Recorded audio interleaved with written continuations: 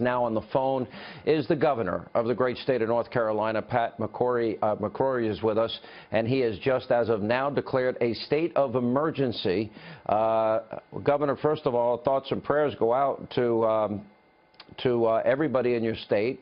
I hate to see what I'm watching.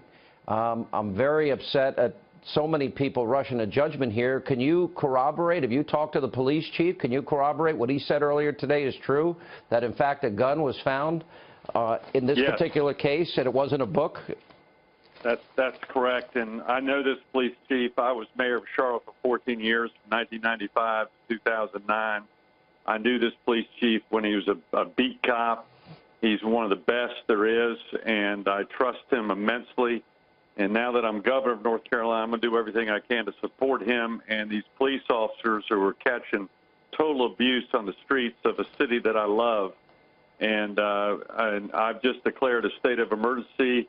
We're going to be bringing in National Guard right now to help the Charlotte-Mecklenburg Police Department, and we're also going to be bringing in state highway troopers to supplement their needs, primarily to protect buildings so the police can arrest those necessary these people who are causing damage to buildings and also trying to harm people in the great city of Charlotte.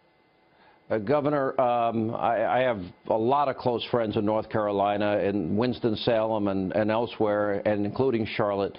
How long will it take to get the National Guard there and other state officials there to help out this police department that seems really overwhelmed by the numbers of people that have been in the streets?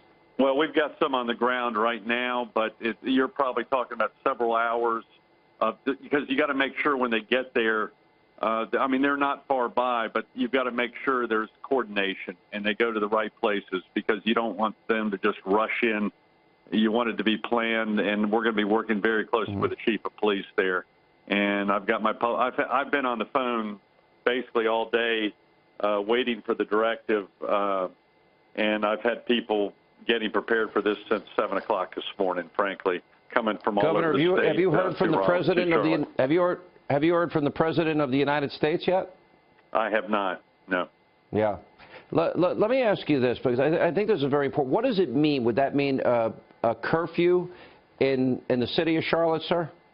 No, right now the main thing that I'm doing is providing assets to the police department. I do think that's something that the city of Charlotte officials ought to consider for the city of Charlotte at this point in time, but I'm going to let them make that decision.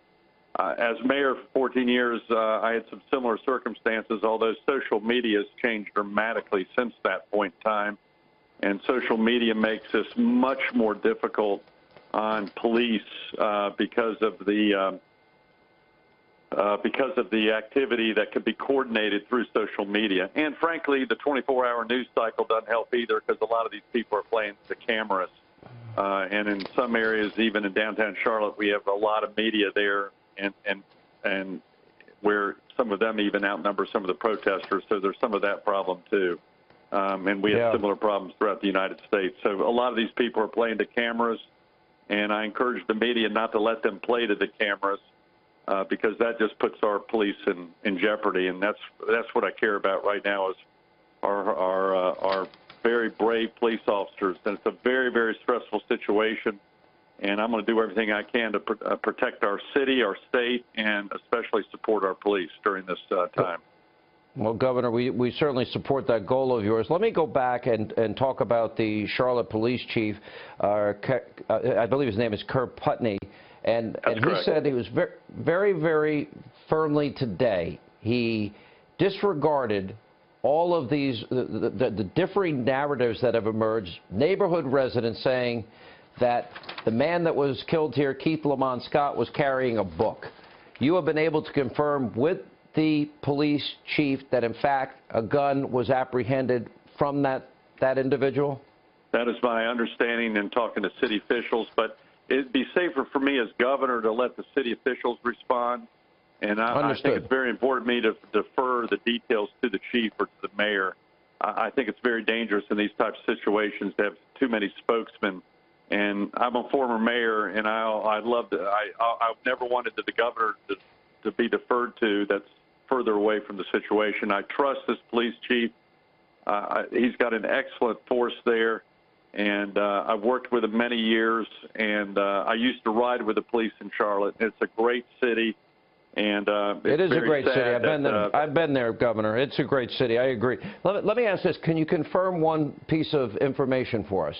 Can you confirm whether or not there is a videotape that will corroborate what the police chief said?